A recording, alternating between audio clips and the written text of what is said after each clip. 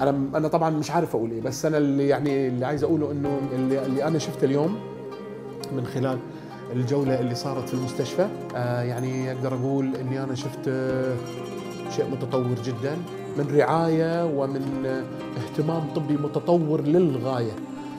هذا المكان كل العلاج فيه بالمجان، وهو قائم على التبرعات، وهو ايضا يعني يعالج الاطفال من جميع ومختلف الدول العربيه.